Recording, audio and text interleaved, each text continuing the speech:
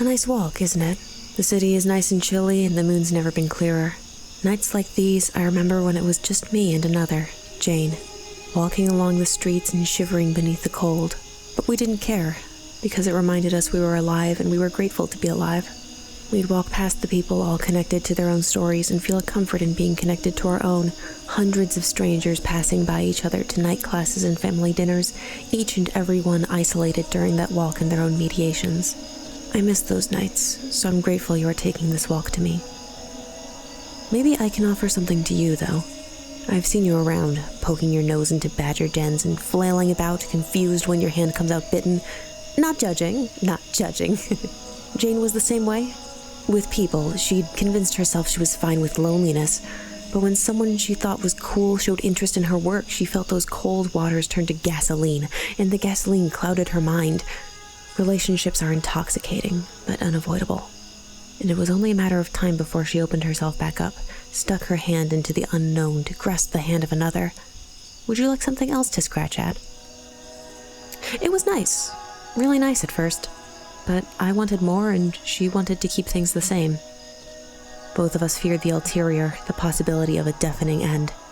Some way or another, we did survive for a time in that space, trading back and forth pictures and drawings of dogs and fireflies. We had been alone so long we thought we could do no harm, to have such an exhilarating comfort of someone we felt safe to talk to. Did we feel safe, though? Sometimes we didn't. Sometimes we felt that saying too much or not enough would kill the flower, and conversations became a tightrope of adjusting and fine-tuning the weight and volume of words. When we first got kicked to the curb, it took a while to raise her face to the sun again.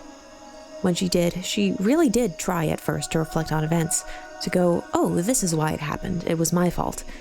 But things quickly went downhill as the cycle of thoughts turned around and around inside her head. She began to feel angry. She began to feel afraid. The pressures of other things in her life crept into the narrative, making her feel as if they had been connected all along. Everyone knew everyone, and everyone was an enemy. Everyone was trying to take away her friends and her joy. Her mind would invent reasons for her to be the victim in this horror movie. She had been the final girl her entire life, so clearly this recent rejection was another asshole in a long line of abusers who had hounded her since birth and kept her away from the fire whenever she tried to get warm. Her mind would play tricks on her, misremembering events and words, looking deeper into the use of words, and finding that one word in a sentence was colder than the others, that the letter lacked the warmth of the rest.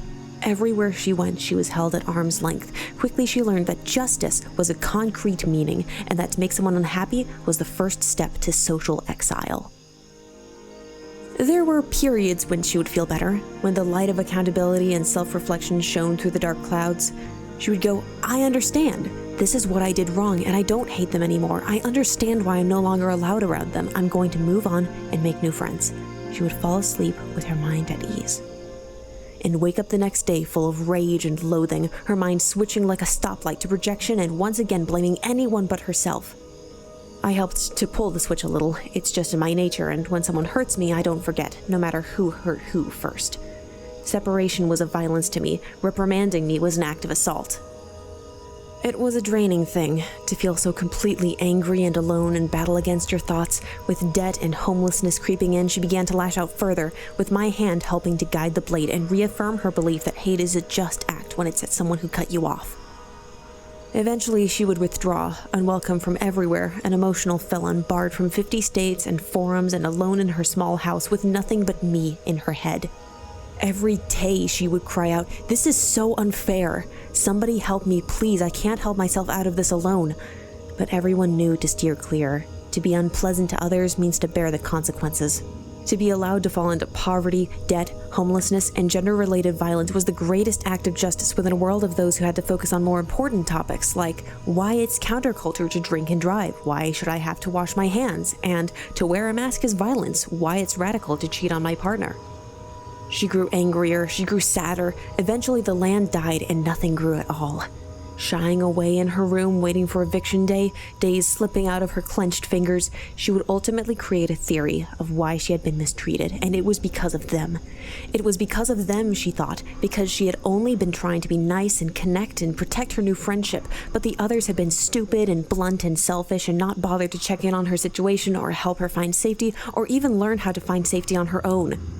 She theorized and then knew as immediately as it had appeared in her thoughts that this was true, and that the reason others disliked her was not for the fabled behavior of stalking and saying shit about them behind their backs, but because there was something different about her everyone else could see that made them compelled to enact cruelties upon her. And yes, they were cruelties, for how could anyone see someone who had suffered as much as she had up until now, and then decide to not answer her messages on schedule or make time for her? How could anyone be so cruel unless they were some secret other that craved to enact violence on her for her condition? And if they were a secret other and the world accepted that other violence against her, violence defined as the act of separation and putting one's foot down, of saying please leave me alone, then the world must be made up entirely of a other that was not secret and instead in plain view, and she was an aberration in the toolbox that had been used to construct a reality built on connections between people who could climb over each other to get to shake the hand of the person on top. And in this way, she decided that the reason she had been shunned was for an immoral reason, and this, the expression of a boundary, was illegitimate and faulty and aimed towards her in violence, and that for this, she was socially justified to strike back twice, and meaner, with words she didn't even believe but that caused just as much harm regardless of intent. She knew that with the expression of retaliation against those who had flung her aside when she bit their hand, she could eventually garner back their favor in the form of tears, favor defined as the attention obtained by any means necessary.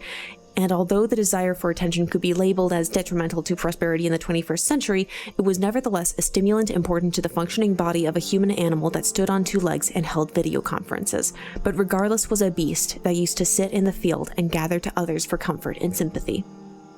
So if the rejection of community from strangers she had not known the faces of meant that she was marked with the mark of problem, and this could not be allowed into the sacred garden of communication with the people you want to garden with, then the mark must be just, but not in all levels, but in a form that went so high before stopping at the precipice of morality, so thus only could this mark be just within a system that could be marked against for its many failures, and thus all the people in it too must be unjust and licking their lips at the thought of dining on her and hurting her just the same way her mother and peers had preyed upon her, and this she decided meant any action of discomfort or separation taken towards her must be unjust in intent from demons wearing the faces of people who she had trusted and had put all her effort and morality into and leaned on like a crutch until they buckled under the weight.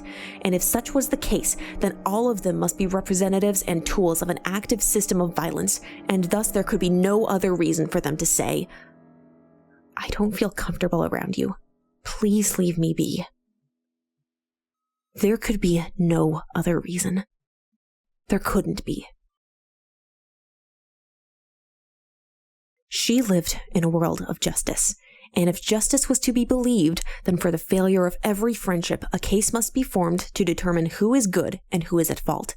And if at fault, then the many-faced judge wearing your own face deep in the center will determine that your actions were of pure malice and present you with a certificate acknowledging that you are a being of moral failings and that you must sit with this certificate for the rest of your life, chasing shadows of the people who want you to stay away and thinking that there is no point in getting better because this certificate that lies in your hands is proof that you are inherently evil and vile and must stay in your assigned seat for the rest of your life. And so Jane sat there, at the bottom of herself, chewing on the remains of memories and conversations had long ago, waiting for their source to return on hands and knees, pleading for new conversations. In her mind, she likes to pretend she would reject them and fling them into the many relationships below, but truthfully, she knows she would also get on her hands and knees and beg for a future of nothing but uneasy smiles and trying to keep things cozy. The thought fills her with bile, and as the days till her eviction near, she lays in bed, gleeful for the moment that the pain goes away and that her mind no longer whirls around between thought after thought, flipping back and forth between the views she has of a person she will never see again.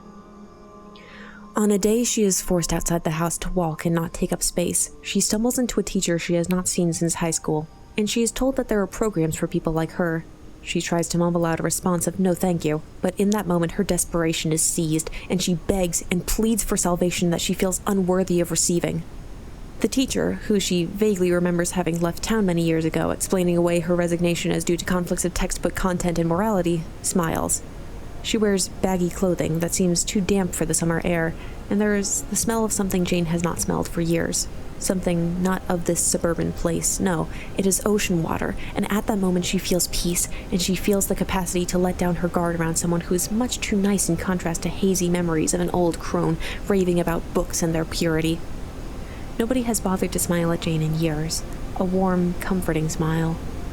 She says she can tell Jane is lacking community here, and tells her that she can stay with her, that there is community she would like her to meet, one with plenty of capacity to make not only the loneliness go away, but the money and debt collectors go away too. Jane takes her hand and they... Maybe in the future we can take another walk.